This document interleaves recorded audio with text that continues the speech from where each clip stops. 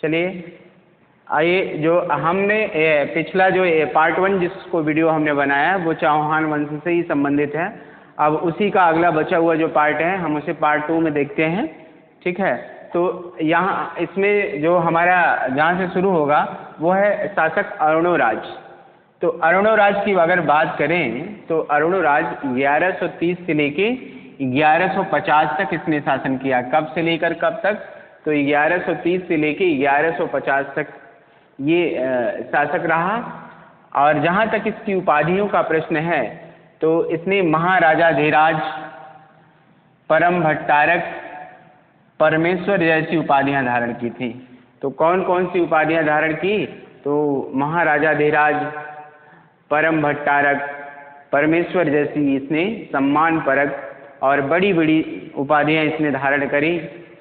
और इसने अजमेर पर आक्रमण करने वाले तुर्कों को पराजित किया और पराजित करके उनको बाहर खदेड़ दिया। और उसके बाद इसने मालवा पर आक्रमण कर परमार शासकों को भी अपने अधीन रहने के लिए विवश किया। तो ये इसकी एक बड़ी उपलब्धि होती है। और ये कहा जाता है कि इसने जो जिस परमारवंशी राजा को पराजित किया था उस परमारवंशी राजा का नाम होता है नरवर्मा। क्या नाम होता है? तो उस परमारवंशी राजा का नाम होता है नरवर्मा। इसने नरवर्मा नामक किसी परमारवंशी राजा को पराजित किया था।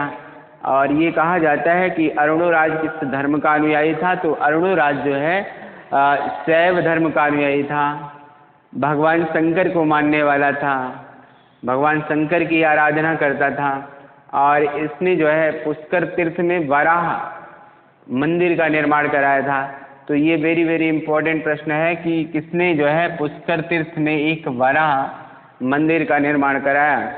तो ये अगर पूछा जाता है तो ये जानते रहिएगा कि पुष्कर तीर्थ में जो है वराह मंदिर का निर्माण जो है वो अरुणोराज ने कराया था। किसने कराया था? तो अरुणोराज ने ही पुष्कर तीर्थ में जो है वराह मंदिर का निर्माण कराया था। और वृद्धावस्था में अपने पुत्र जगदेव द्वारा जो है इसकी हत्या कर दी जाती है। इसका जो पुत्र होता है जगदेव, इसने जो है इसकी हत्या कर दी। ठीक है, तो इस प्रकार से एक शक्तिशाली शासक का जो है अंत बड़ा दुखदायी हुआ और ये अपने पुत्र जगदेव द्वारा जो है वृद्धावस्था में मारा जाता है। और इसके मरने के बाद ये कहा जाता है कि अरुणोराज की 4 संतानें थीं, 4 पुत्र थे अरुणोराज के। और चारों पुत्रों में से जो सबसे योग्य और शक्तिशाली पुत्र होता है जिसका नाम होता है विग्रहराज चतुर्थ विशलदेव। इसको विग्रहराज चतुर्थ और विशलदेव के नाम से भी जाना जाता है।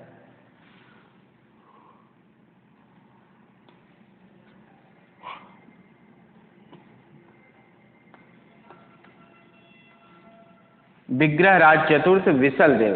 ठीक है, अगर ये कहें कि विग्रहराज चतुर्थ को किसी अन्य नाम से भी जाना जाता है तो आप बता सकते हो कि विग्रहराज चतुर्थ को जो है अन्य नाम विशलदेव के नाम से भी इसे जाना जाता है। ठीक है, और ये चौहान वंश का एक शक्तिशाली शासक होता है। यूं कहें तो चौहान वंश का सबसे शक्तिशाली शासक किसे माना जाता है? तो चौहान वंश का जो सबसे शक्तिशाली शासक होता है वो विग्रहराज चतुर्थ विशलदेव को माना जाता है।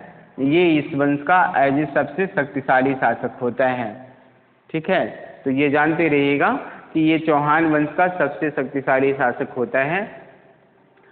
और इसी ने दिल्ली के तोमर वंशी शासकों को पराजित कर दिल्ली पर अधिकार कर लिया।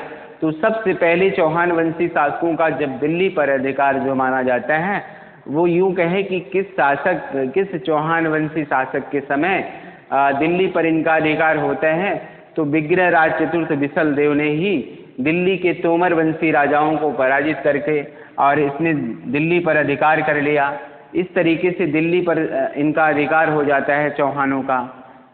ठीक है, तो ये इसके जीवन की एक सबसे महत्वपूर्ण उपलब्धि कही जा सकती है विग्रहराज चतुर्थ विशलदेव की। और ये चूँकि इसी से पता चलता है कि ये अपने वंश का एक शक्तिशाली शासक था। और जहाँ तक इसकी अन्य विजयों की बात है, तो अन्य विजयों के बारे में ये कहा जाता है कि इसने चालुक्य वंशी राजा को पराजित करके अपने अधीन रहने पर विवश कर दिया, और इसके समय में ही परमार वंशी शासकों को भी इसने पराजित किया। और ये कहा जाता है कि इसके पिता अरुणोराज के शासनकाल में जो है चालुक्य शासक कुमारपाल ने जो है इसके पिता अरुणोराज को पराजित कर दिया था, और अरुणोराज को पराजित करके इसके क्षेत्रों पर जो है उसने अधिकार कर लिया था। तो जब विग्रहराज चतुर्थ विशलदेव शासक बनता है, तो ये शासक बनने के बाद इसने जो है चालुक्य वंशी राजा कुमारपाल के ऊपर आक्रमण किया, और ये कुमारपाल को इसने पराजित करके जो है चालुक्यों के ऊपर इसने अपना आधिपत्य स्थापित किया।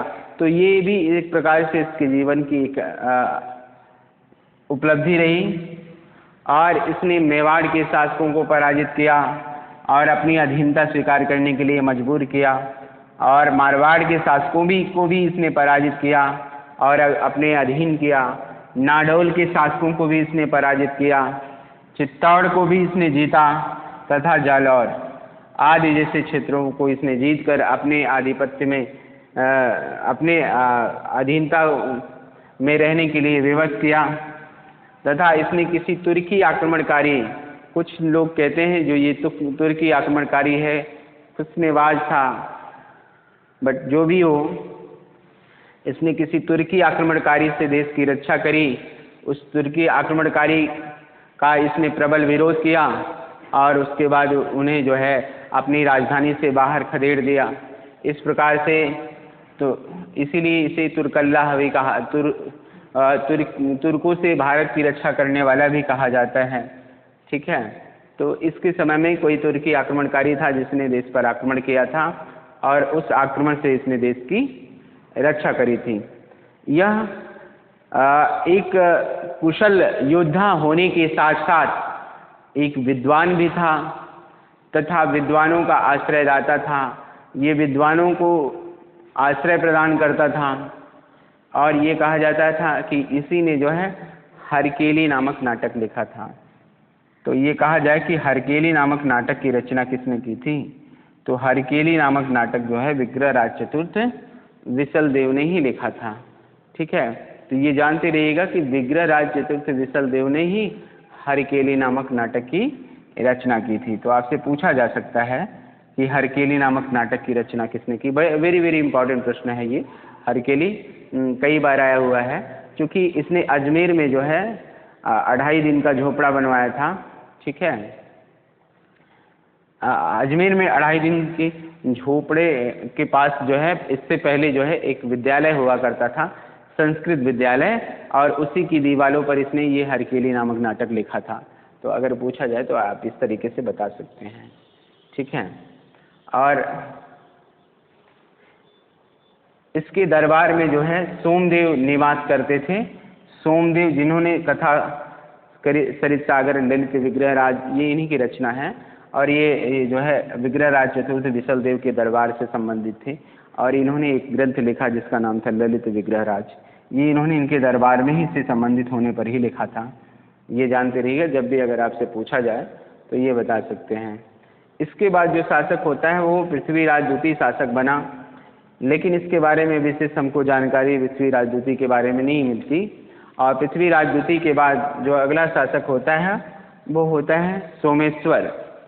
सोमेश्वर ये अगला शासक होता है, और सोमेश्वर के बाद जो है जो शासक बनता है, आइए देखते हैं। अगला जो शासक होता है वो होता है पृथ्वीराज तृतीय, पृथ्वीराज चौहान तृतीय। तो पृथ्वीराज चौहान तृतीय ये अपने वंश का एक शक्तिशाली शासक होता है। जहाँ तक इसके शासन का टाइम है तो 1177 से लेके 1192, 1177 से लेके 1192 तक इसने शासन किया। इसके शासन के टाइम की बात की जाए तो 1177 से लेके 1192 तक इसके शासन का टाइम होता है। और ये कहा जाता है कि इसके पिता का नाम सोमेश्वर और माता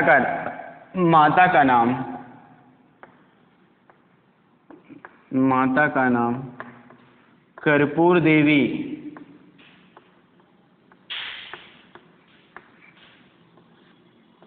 ठीक है, पिता और माता का नाम जानते रहिएगा, क्योंकि इससे क्वेश्चन बन चुका है। तो अगर पूछे पिता का नाम क्या था तो सोमेश्वर और माता का नाम कर्पूर देवी। इसकी माता का नाम कर्पूर देवी था। और इसके पिता की जब मृत्यु होती है तो पिता की मृत्यु के समय ये अवयस्क था, छोटा बालक होता है। ठीक है, वयस्क बालक नहीं होता, तो छोटा बालक था ये पिता के मरने के बाद। तो इसकी जो माता होती है कर्पूर देवी और इसके चाचा ने जो है एज ए संरक्षक के रूप में जो है शासन सत्ता को संभाला। और उसके बाद जब ये धीरे धीरे वयस्क होता है, 16-17 वर्ष की उम्र का होता है, तो इसने शासन सत्ता स्वयं अपने हाथों में ले लिया। और ये कहा जाता है कि पृथ्वीराज चौहान ये शब्दवेदी बाण चलाता था। तो ये कहा जाए कि ये कहें कि राजपूत काल में ऐसा कौन सा शासक होता था जो शब्दवेदी बाण चलाता था। तो ये एकमात्र ऐसा शासक था, चौहान वंशी शासक पृथ्वीराज चौहान तृतीय, जो शब्दवेदी बाण चलाता था। ठीक है, और इसी के समय में इसका चंदेलों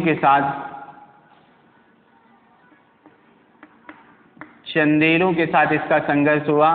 और जो इसका चंदेलों का जो शासक होता है, चंदेल शासक इसका समकालीन शासक होता है। तो चंदेलों का जो शासक था वो था परमार्दी देव।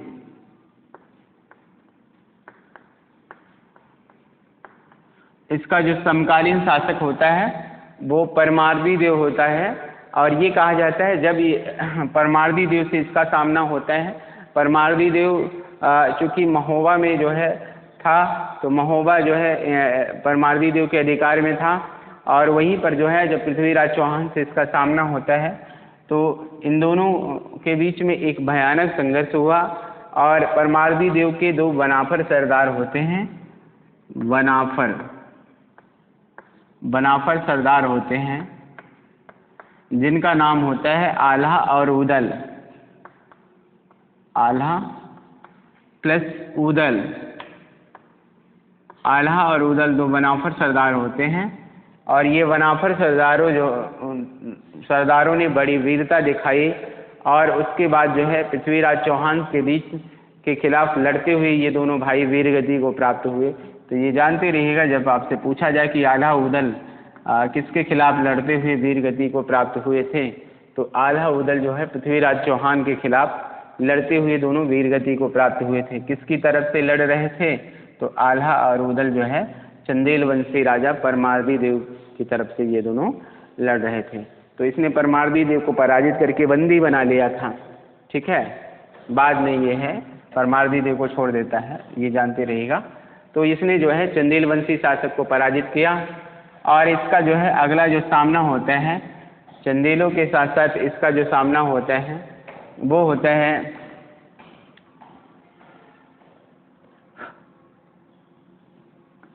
जयचंद के साथ। जयचंद के बारे में ये कहा जाता है कि जयचंद से भी जो है इसकी शत्रुता थी। ठीक है, तो जयचंद से इसकी शत्रुता थी और जयचंद ने एक स्वयंवर का आयोजन किया। अपनी पुत्री संयोगिता के विवाह के लिए इसने स्वयंवर का आयोजन किया। और ये कहा गया कि उस स्वयंवर में जो है जयचंद ने पृथ्वीराज चौहान को आमंत्रित नहीं किया। और जब पृथ्वीराज चौहान को इसने आमंत्रित नहीं किया तो पृथ्वीराज रासो जो चंद्रबरदाई की रचना है,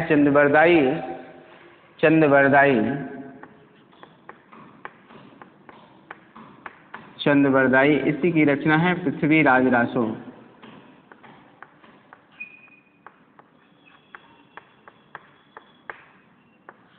पृथ्वीराज रासो इसी की रचना है, चंद्रबरदाई ने लिखा था। तो चंद्रबरदाई ने अपनी रचना पृथ्वीराज रासो में ये उल्लेख किया, इसने बताया कि उस स्वयंवर में जो है जब इसे आमंत्रित नहीं किया जाता पृथ्वीराज चौहान को जो है, तो पृथ्वीराज चौहान ने भरी सभा से, ये कहें कि स्वयंवर से इसने जो है जयचंद की पुत्री संयोगिता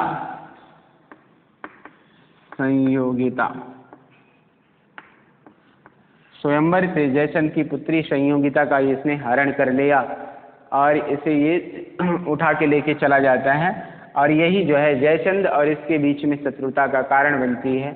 और बाद में ये कहा गया कि इसने जो है मुस्लिम आक्रमणकारी को इसी ने ही आमंत्रित किया था। ठीक है, तो ये जानते रहिएगा जब भी अगर पूछा जाए कि पृथ्वीराज चौहान के समय जो है किसने इसे आमंत्रित किया था, तो यही था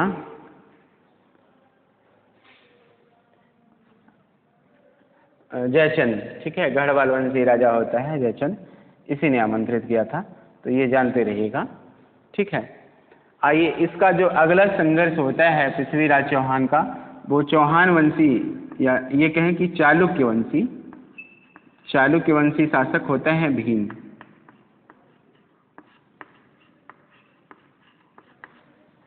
चालुक्य वंशी शासक होता है भीम। ठीक है, ये अनहिलवाड़ या गुजरात की चालुक्य वंशी शासक होता है भीम। इसके साथ भी इसका संघर्ष होता है, इसके साथ इसका संघर्ष होता है और इस संघर्ष में ये भी पराजित हो जाता है इससे। ठीक है, और उसके बाद जो है ये कहें कि जब इसने संयोगिता का हरण कर लिया था, तो संयोगिता के हरण के बाद जयचंद इससे काफ़ी नाराज रहने लगता था और जयचंद की इससे शत्रुता और बढ़ती गई, और जयचंद ने ही जो है एक मुस्लिम आक्रमणकारी मोहम्मद गोरी को आमंत्रित किया भारत पर आक्रमण करने के लिए। तो मोहम्मद गोरी ने जो है भारत पर आक्रमण किया। इसके समय में मुस्लिम आक्रांता होते हैं मोहम्मद गोरी।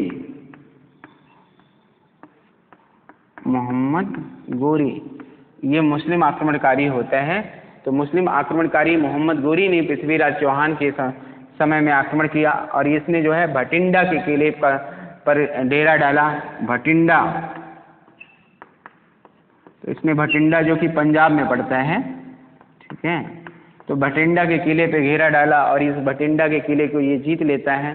जब इसने भटिंडा के किले को जीता तो दिल्ली और से जो है ये काफ़ी संबद्ध हो जाता है और यही जो है भटिंडा के किले को जीतना ही मोहम्मद गोरी और पृथ्वीराज चौहान के बीच में शत्रुता का कारण बन जाता है।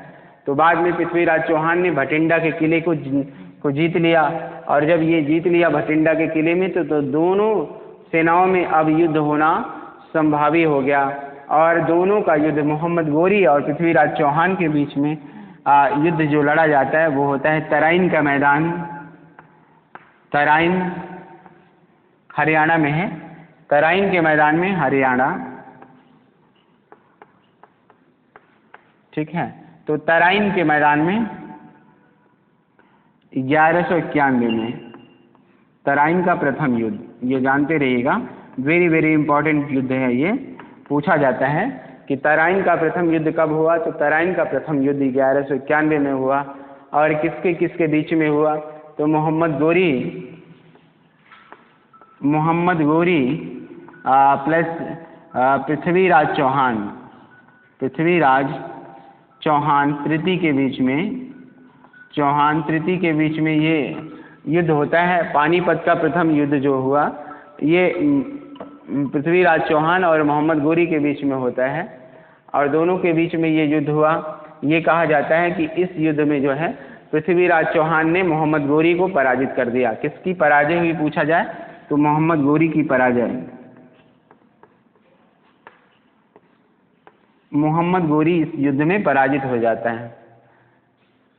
ठीक है, तो ये जानते रहिएगा तराइन के प्रथम युद्ध में जब मोहम्मद गोरी पराजित हो जाता है और पराजित होने के बाद ये वापस चला जाता है और इसके वापस जाने के बाद जब ये वापस चला जाता है तो इसके वापस जाने के बाद मोहम्मद गोरी चूँकि अभी इसकी नव विवाहिता संयोगिता जिससे इसने अपना विवाह किया था, ये अपना जीवन जो है आमोद प्रमोद में व्यतीत करने लगा और शत्रुओं की तरफ से इसका ध्यान हट जाता है। और वहीं पर मोहम्मद गोरी वापस जाने के बाद एक रात भी इसने चैन से सोया नहीं और ये पूरी जो है 1 साल भर की पूरी तैयारी करी इसने।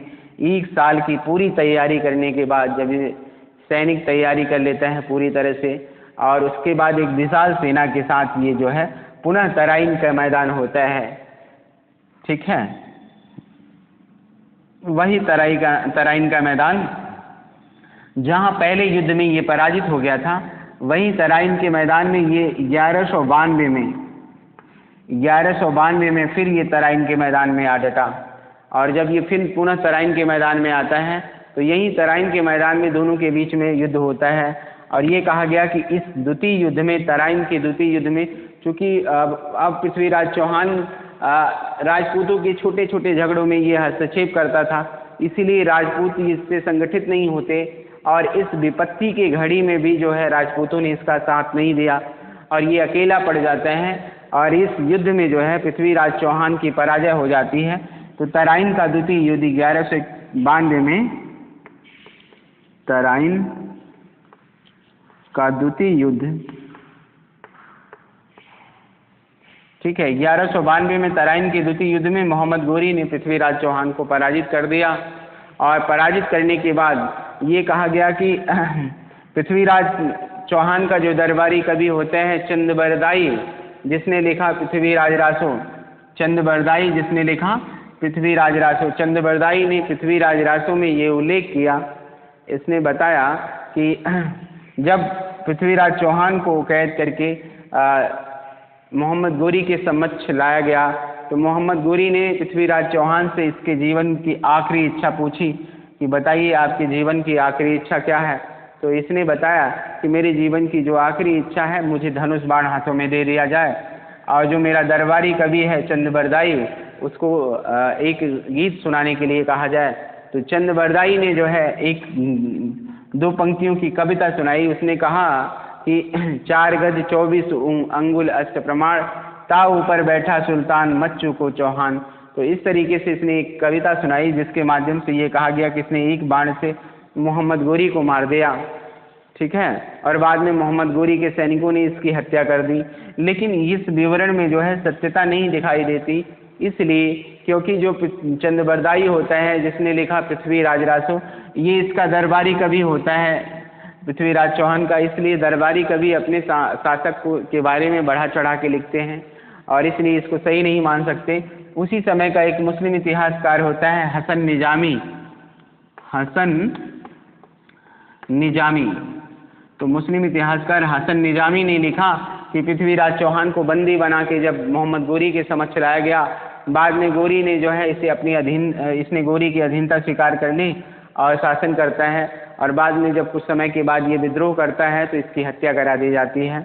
ठीक है, तो इस तरीके से जो है पृथ्वीराज चौहान का अंत हो जाता है और इन क्षेत्रों पे जो है मोहम्मद गोरी का अधिकार होता है। और गोरी ने अपने गुलाम कुतुबुद्दीन ऐबक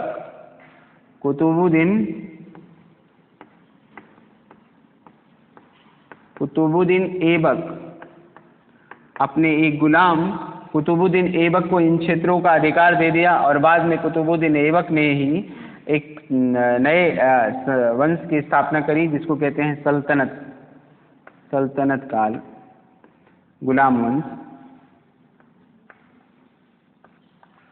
ठीक है, इस तरीके से जो है चौहान वंश की सत्ता का अंत होता है और पृथ्वीराज चौहान इस वंश का अंतिम शक्तिशाली शासक हुआ।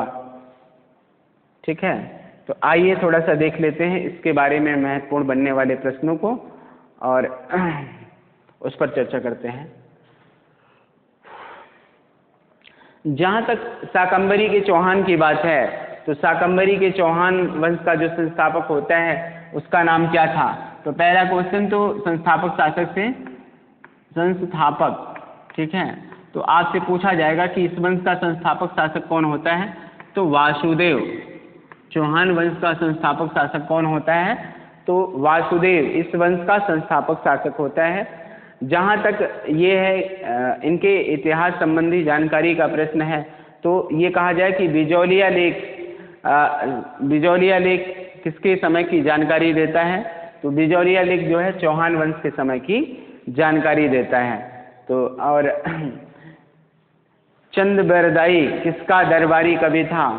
तो अगर ऐसा क्वेश्चन बनाता है तो ये जानते रहिएगा कि जो चंदबरदाई था ये पृथ्वीराज चौहान का दरबारी कवि होता है। अब यहाँ देखिए ऑप्शन में 3-4 ऑप्शन दे देगा, पृथ्वीराज चौहान प्रथम, पृथ्वीराज चौहान द्वितीय, पृथ्वीराज चौहान तृतीय, ऐसे करके भी दे सकता है। तो ये जानते रहिएगा कि जो चंदबरदाई था ये पृथ्वीराज चौहान तृतीय, ठीक है, तृतीय का दरबारी था, ना कि पृथ्वीराज चौहान प्रथम या द्वितीय। तो क्लियर हो गया, ये मन में डाउट मत रखिएगा, नहीं तो यहाँ आपका क्वेश्चन बिल्कुल गलत हो जाएगा। तो ये पृथ्वीराज चौहान तृतीय का दरबारी कवि होता है चंदबरदाई। पृथ्वीराज रासो किसकी रचना है? अगला क्वेश्चन। तो अगर ऐसा क्वेश्चन बनाता है तो ये जानते रहेगा पृथ्वीराज रासो जो है ये चंदबरदाई की रचना है, ठीक है। प्रबंध कोश किसने लिखा? तो प्रबंध कोश राजशेखर की रचना है। किसकी है? तो राजशेखर की है प्रबंध कोश। उससे भी जो है चौहान वंश के बारे में विशेष जानकारी प्राप्त होती है। प्रबंध चिंतामणि किसकी रचना है? तो मेरुतुंग की है। उससे भी चौहान वंश के बारे में विशेष जानकारी प्राप्त होती है। चौहान वंश का प्रथम स्वतंत्र शासक किसे माना जाता है? अगर ऐसा क्वेश्चन आता है तो ये जानते रहिएगा कि चौहान वंश का प्रथम स्वतंत्र शासक कौन होता है? सिनसेन होता है। सिनसेन इस वंश का प्रथम एज ए स्वतंत्र शासक होता है, ठीक है। तो जब भी पूछा जाएगा आप बता सकते हैं प्रथम स्वतंत्र शासक सिनसेन होता है, ठीक है। और इस वंश का अगर ये कहें कि चौहान वंश का सबसे शक्तिशाली शासक किसे माना जाता है? तो चौहान वंश का जो सबसे शक्तिशाली शासक होता है वो कौन होता है? तो चौहान वंश का सबसे शक्तिशाली शासक होता है विग्रहराज चतुर्थ विशलदेव। इस वंश का सबसे शक्तिशाली शासक होता है। पृथ्वीराज विजय किसकी रचना है? अगर ऐसा क्वेश्चन पूछा जाता है, पृथ्वीराज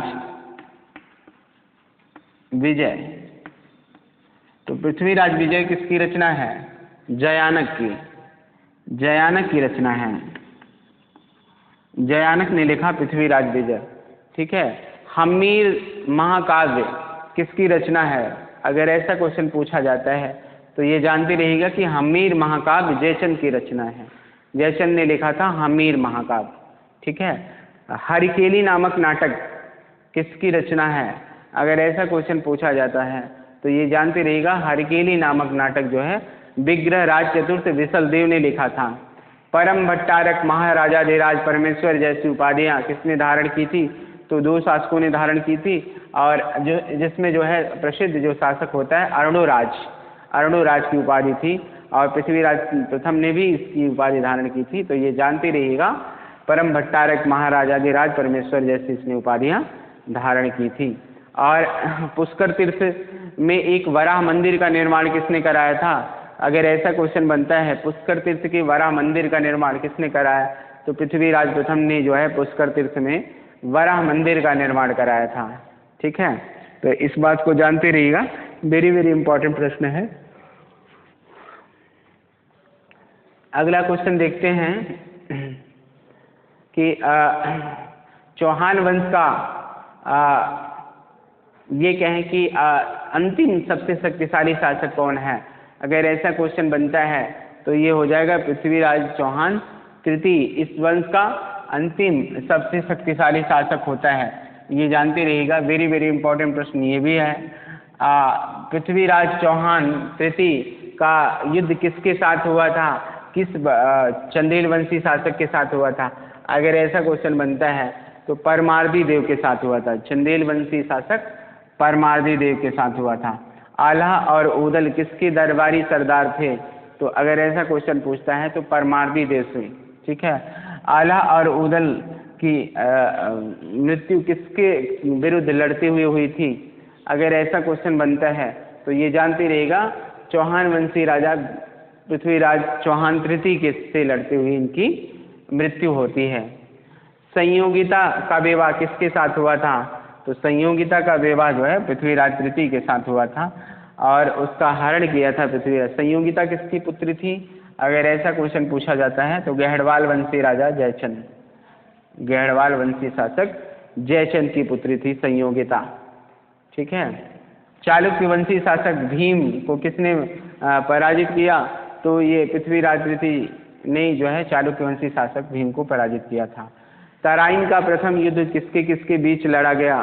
तो तराइन का प्रथम युद्ध जो है मोहम्मद गोरी और पृथ्वीराज चौहान के बीच में लड़ा गया। और यह युद्ध कब हुआ था? अगर ऐसा पूछा जाता है तो तराइन का प्रथम युद्ध जो है 1191 में हुआ था। इसमें किसकी विजय हुई? तो इसमें जो है पृथ्वीराज चौहान की हुई थी तराइन के प्रथम युद्ध में। ठीक है। तराइन का द्वितीय युद्ध कब लड़ा गया? तो तराइन का द्वितीय युद्ध जो है 1192 में लड़ा गया था। और तराइन के द्वितीय युद्ध में किसकी हार हुई? तो तराइन के द्वितीय युद्ध में मोहम्मद गोरी की पराजय हुई। ठीक है। तो ये जानते रहिएगा, ये सारे इम्पोर्टेंट प्रश्न चौहान वंश से पूछे जा सकते हैं, तो इन सभी के बारे में आपको अध्ययन करना है। तो चौहान वंश से जो है ये सारे इम्पोर्टेंट प्रश्न आएंगे और इन सभी प्रश्नों को जो है आप अच्छे से, एक प्रश्न और बेहतरीन बड़ा अच्छा प्रश्न है वो पूछा जाएगा, वो ये कि पृथ्वीराज तृतीय की माता का क्या नाम था? पहला क्वेश्चन, तो इसकी माता का नाम हो जाएगा कर्पूर देवी। पृथ्वीराज चौहान की माता का नाम क्या था? तो इसकी माता का नाम होता है कर्पूर देवी। और पृथ्वीराज चौहान के पिता का क्या नाम था? अगर ये पूछा जाए तो इनके पिता का नाम होता है सोमेश्वर। माता और पिता से संबंधित इनका ये क्वेश्चन जरूर पूछा जाता है, इस क्वेश्चन को जानते रहिएगा। और एक क्वेश्चन और पूछा जा सकता है कि पृथ्वीराज चौहान के शासन का टाइम, तो अगर ये पूछा जाता है कि पृथ्वीराज चौहान के शासन का टाइम क्या होता है, तो पृथ्वीराज चौहान के शासन का टाइम होता है 1177 से लेके 1192 तक, ये इनके शासन का टाइम है। और शासन का टाइम वेरी इंपॉर्टेंट है, किसी भी शासक के बारे में उनके शासन का टाइम जरूर पूछता है।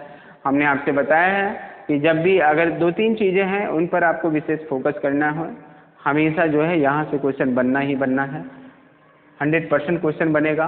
पहला तो किसी भी राजा का कहाँ पे शासन करते थे, उनकी राजधानी कहाँ थी? अगर ये कहे कि चौहान वंश की राजधानी कहाँ थी, तो इनकी राजधानी थी अजमेर। चौहान वंश की राजधानी कहाँ थी? अजमेर। ये वेरी इंपॉर्टेंट प्रश्न है, एक क्वेश्चन यहाँ से जरूर बन सकता है कि चौहान वंश की राजधानी कहाँ थी? तो अजमेर। अजमेर नगर की स्थापना किसने की थी? अजमेर नगर, अजमेर नगर की स्थापना किसने की थी? तो अजय राज, अजय राज ने ही अजमेर नगर की स्थापना की थी। तो पहला कहाँ पे शासन करते थे, इनकी राजधानी कहाँ थी? दूसरा संस्थापक शासक, और तीसरा महत्वपूर्ण शासक, चौथा इनके बारे में जानकारी का सबसे प्रमुख साधन, जैसे पृथ्वीराज चौहान के समय में चंद्रबरदाई की पृथ्वीराज रासो, जयानक के पृथ्वीराज विजय, जयचंद का हमीर महाकाव्य, हसन निजामी का ताजुल मासूर, और इब्न और तहकीक हिंद या किताबुल हिंद। ठीक है। ये सारे ग्रंथ जो है इनके बारे में जानकारी देते हैं और इन सब चीज़ से क्वेश्चन जो है जरूर पूछा जा सकता है। किस मुस्लिम इतिहासकार ने मोहम्मद गोरी और पृथ्वीराज तृतीय के बीच में हुए युद्ध का उल्लेख किया है? अगर ऐसा प्रश्न बनता है तो ये जानते रहिएगा कि उसका सही आंसर हो जाएगा हसन निजामी। हसन निजामी ने ही इसका उल्लेख किया है। अपने ग्रंथ किसमें किया है? तो अगर ऐसा पूछता है तो हसन निजामी ने ग्रंथ लिखा जिसका नाम था ताजुल मासूर। क्या नाम था? तो ताजुल मासूर, ताजुल मासूर, इसी में जो है इसने इनका उल्लेख किया है। तो ये सारे वेरी वेरी इंपॉर्टेंट प्रश्न हैं, यहाँ से क्वेश्चन 100% बनना ही बनना होता है। तो आज चौहान वंश के बारे में जो है ये पूरा चौहान वंश से संबंधित जितनी भी सारी चीज़ें थी, जिन जिन शासकों से संबंधित क्वेश्चन आते हैं, सबके बारे में हमने चर्चा करी। इसको हमने 2 पार्ट में बनाया है, पार्ट 1 और पार्ट 2 में। तो ये रहा पार्ट 2 का बचा हुआ, जो पार्ट 1 का जो भाग था इसको हमने पार्ट 2 के अंतर्गत बनाया है।